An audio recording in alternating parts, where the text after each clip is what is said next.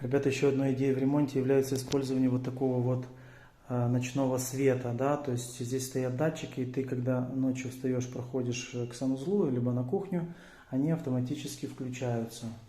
Когда ты проходишь дальше, они выключаются. Вот такая вот интересная система.